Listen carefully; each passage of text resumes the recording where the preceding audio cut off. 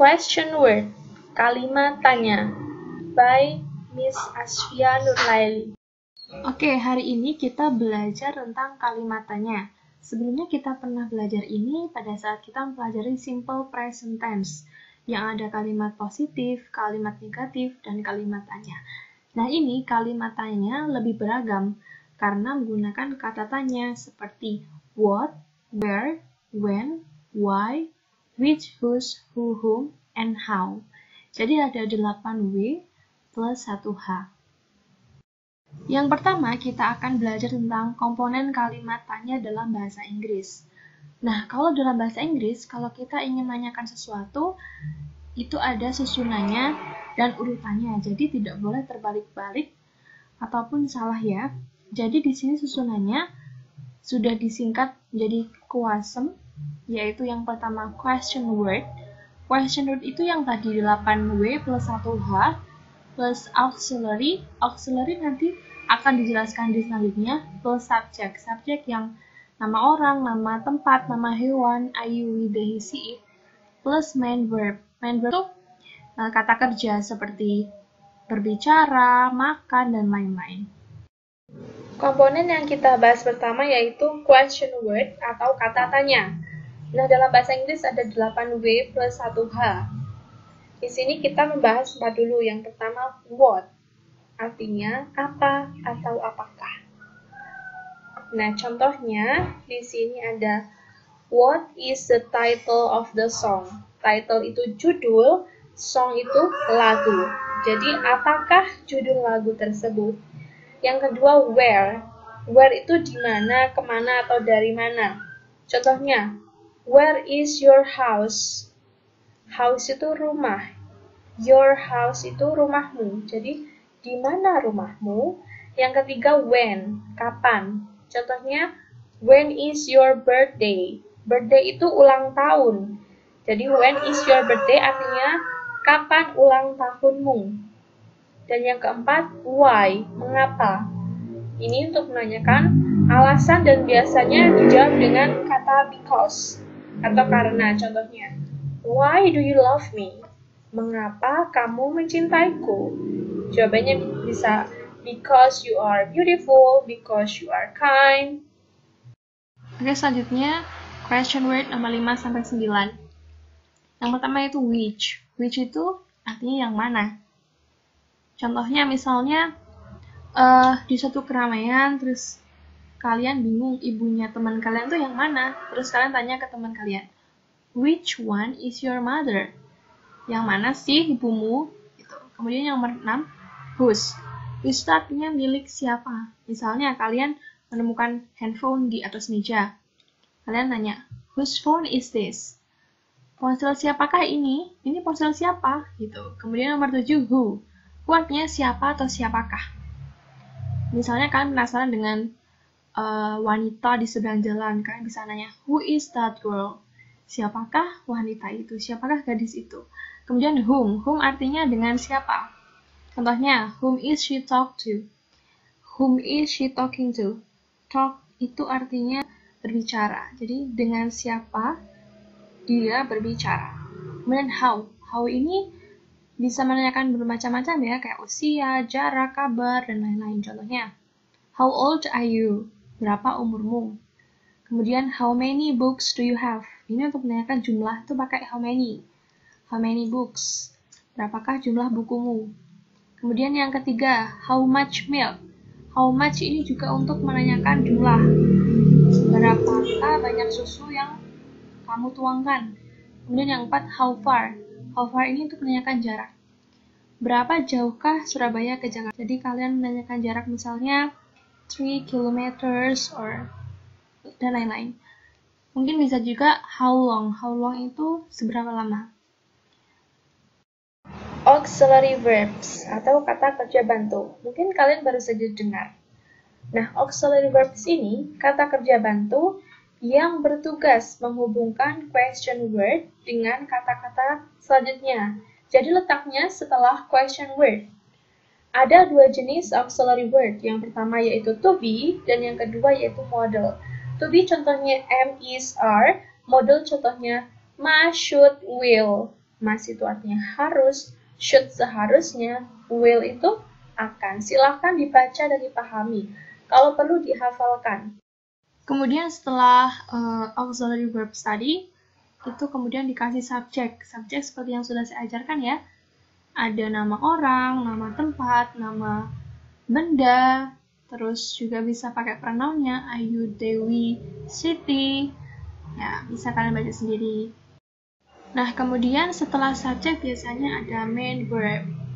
Main verb contohnya ada verb 1, verb 2, verb 3, atau setelah itu noun atau adjective, tergantung dengan kebutuhan dari kalimatnya. Contohnya misalnya kalian tanya, apakah dia cantik? Berarti is she beautiful? Berarti kan nggak membutuhkan verb yang kata kerja, tapi membutuhkan kata beautiful, yaitu adjective. Jenis-jenis kalimat tanya dalam bahasa Inggris. Nah, yang pertama yaitu WH plus H question atau WH question, atau pertanyaan yang menggunakan kata tanya yang diawali huruf WH atau H, atau kalimat tanya yang menggunakan kata tanya yang diawali dengan kata what, where, when, why, which, whose, who, whom, and how. Nah, contohnya ini, misalnya, what is your name? Siapa namamu? Jawabannya berarti, my name is Farhan. Nama saya adalah Farhan. Contoh lagi, what is your father? Apa pekerjaan ayahmu? Jawabannya, my father is a teacher. Ayahku adalah seorang guru. Kemudian, how many students are here? Berapa banyak siswa di sini?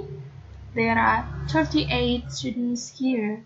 Ada 38 siswa di sini. Nah, jadi awalnya itu pakai what, bisa pakai how many, bisa pakai where, when, dan lainnya. Kemudian kalimat yes or no question.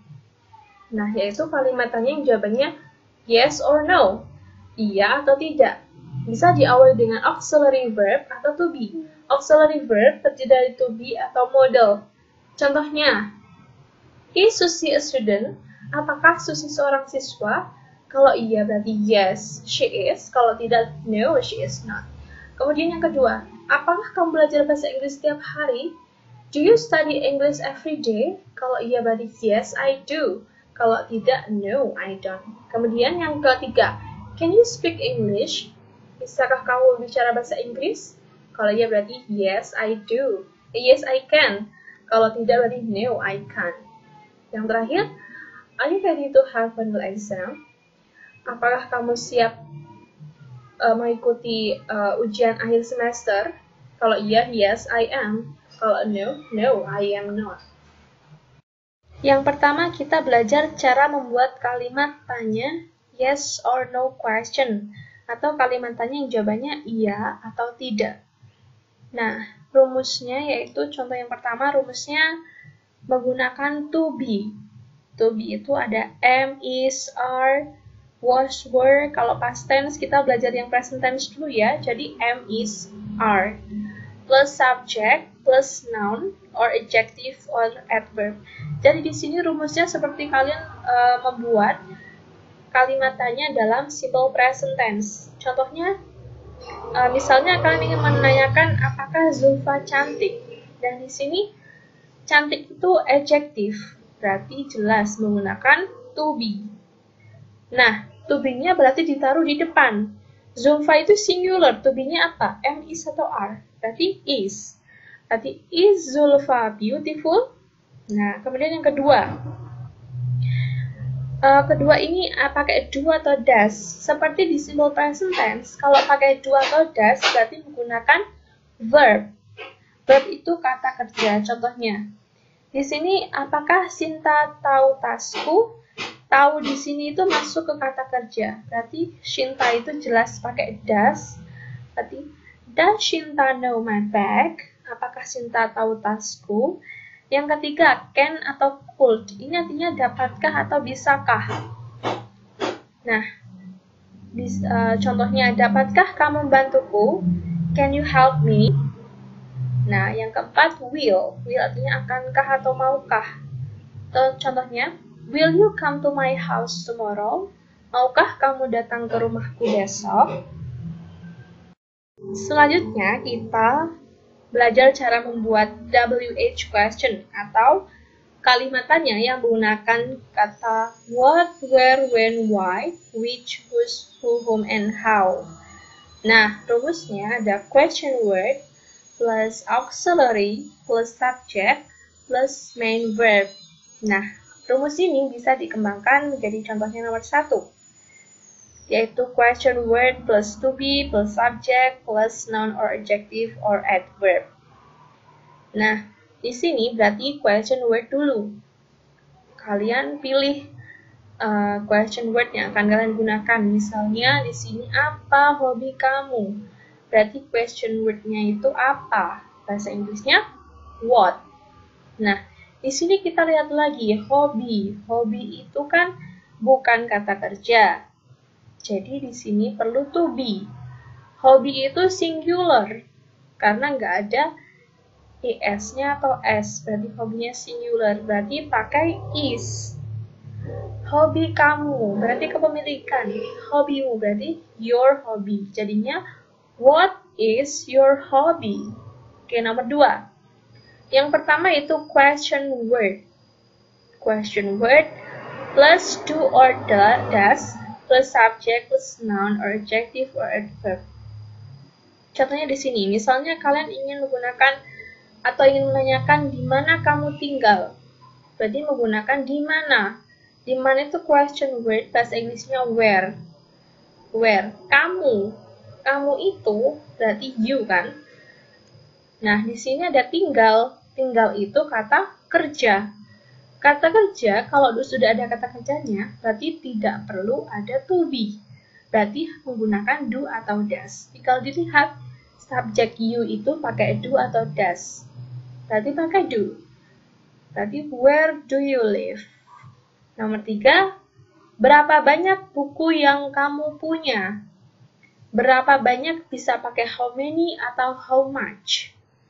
Nah, di sini buku. Buku itu countable noun atau dapat dihitung. Nanti saya jelaskan di materi selanjutnya. Berarti pakai how many. How many books do you have? Berapa banyak buku yang kamu punya? Contoh lain dari countable noun misalnya table. Bisa tables. How many tables do you have? Nah, kemudian yang terakhir, berapa banyak uang yang kamu punya? Nah, uang itu uncountable noun. Karena uang itu tidak bisa dihitung. Yang bisa dihitung itu nilainya, bukan uangnya. Nah, berarti, how much money do you have? Sampai sini paham? Oke, sekarang kita berlatih ya. Silahkan siapkan alat tulis kalian, kemudian terjemahkan kalimat tanya di bawah ini ke dalam bahasa Inggris. Oke, saya kasih waktu 5 menit. Ini adalah jawaban dari soal latihan tadi. Hayo, kalian salah berapa? Apakah ada yang benar semua? Selamat ya bagi yang benar semua. Kalau yang masih ada yang salah, silahkan berlatih lagi. Untuk tugasnya mudah sekali, silahkan kalian kerjakan LKS halaman 35 yang activity 1 dan LKS halaman 36 activity 2. Untuk pengirimannya silahkan difoto dan dikirim ke WA-nya Miss Via. Terima kasih. Thank you for your attention. Wassalamualaikum warahmatullahi wabarakatuh.